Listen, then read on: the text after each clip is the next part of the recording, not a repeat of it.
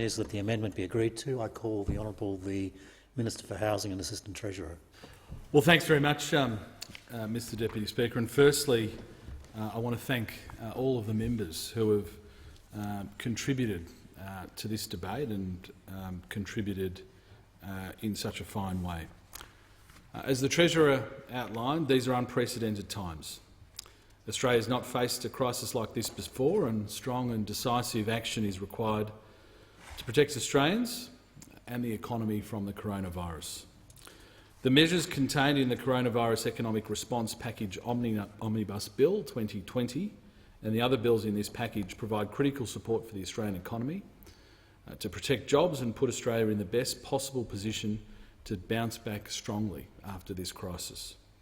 The measures include additional household income to give a boost to those that need it most, and business support that will help see businesses through this tough time and keep more people in jobs. Schedule 1 to the bill supports business investment by increasing the instant asset write-off threshold from $30,000 to $150,000 and expanding access to businesses with an aggregate annual turnover of less than $500 million, up from $50 million. The enhanced instant asset write-off applies to assets first used or installed ready for use in the period from the 12th of March 2020 to 30 June 2020. Schedule 2 to the bill supports business investment by enabling businesses with aggregated turnover below $500 million to bring forward deductions of 50% of the cost of certain assets that they have committed to purchase after the 12th of March 2020 if they are first used or installed by the 30th of June 2021. Schedule 3 to the bill will support employers to manage cash flow challenges and help businesses and not-for-profits, including charities, importantly, retain their employees and keep operating by providing a cash flow boost payment.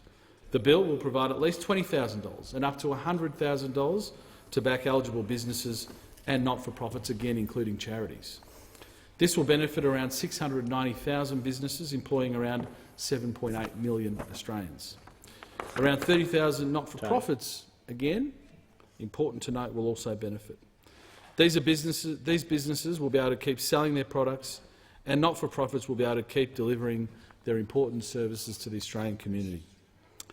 Schedule 4 to the bill provides for the payment of the first economic support payment of $750 to approximately 6.6 million Social Security and Veterans Income Support recipients, farm household allowance recipients, family tax benefit recipients and holders of a pensioner concession card, Commonwealth Seniors Health Card or Commonwealth Gold Card.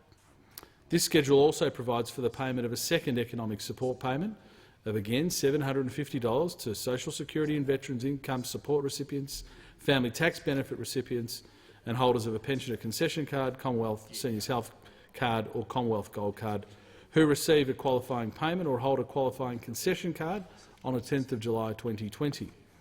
This second payment will not be paid to a person who receives, on the 10th of July 2020, the new coronavirus supplement established by this bill. Schedule 5 to the bill amends the Biosecurity Act 2015 to ensure that Australia continues to have a world-class biosecurity system that is flexible and responsive to public health threats, such as those obviously posed by the coronavirus. Schedule 6 to the bill makes amendments to the Great Barrier Reef Marine Park Regulations 2019 to temporarily waive the environmental management charge. This forms part of the $1 billion allocation government has set aside to support those regions and communities that have been disproportionately affected by the economic impacts of the coronavirus. Schedule 7 to the bill provides assistance for up to 70,000 small business, including those using a group training organisation, to support the retention of around 117,000 apprentices and trainees. It also provides a $715 million relief package to help put Australia's aviation industry in the best possible position to deal with the coronavirus outbreak. Schedule 8 to the bill creates a temporary instrument making power in the Corporations Act 2001 for the Treasurer to grant time-limited relief from regulatory requirements where these would interfere with the ability of companies to manage their business through the impacts of the coronavirus. This will be used judiciously and only in cases of absolute need. Schedule 9 to the bill provides flexibility for approved childcare providers and families who depend on the childcare subsidy to manage absences and be able to continue to access care for their children. Schedule 10 to the bill reduces the superannuation minimum drawdown rates for the 19-20 income year by 50%. These rates prescribe the amount that an individual in the retirement phase must withdraw from an account-based pension or similar product, depending on their age. Schedule 11 provides temporary financial support through a COVID-19 supplement of $550 per fortnight to new and existing income support recipients receiving a working age payment. It will also provide streamlined access and extended eligibility to income support for an initial period of 6 months from the 14th of April 2020, but as has been noted, may be extended. The schedule also creates a new category of crisis payment and delays, commencement of the Simplifying Income Reporting Act for up to a year. Schedule 12 to the bill provides a safety net for businesses to allow them to get through a temporary period of insolvency and to recover when economic growth picks up. Schedule 13 to the bill establishes a new temporary compassionate ground of early release of superannuation, allowing impacted individuals to access up to $10,000 of their superannuation tax-free in 2019-20 and up to a further $10,000 tax-free in 2021. This initiative builds on existing provisions allowing early access to superannuation in the event of hardship or on compassionate grounds, and is estimated to put up to $27 billion of superannuation back into the pockets of working Australians. Schedule 14 to the bill amends the Medicare Levy Act 1986 and a new system, Medicare Levy Surcharge Fringe Benefits Act 1999, to increase the Medicare levy low-income thresholds for singles, families and seniors, and of course pensioners, in line with increases in CPI. Schedule 15 to the bill amends the Charter of Budget Honesty to delay the next intergenerational report from 2020 to mid-2021 to ensure there's adequate time to produce long-term projections that are again based on robust budget estimates. Schedule 16 to the bill, finally, will allow responsible ministers to defer sunsetting dates.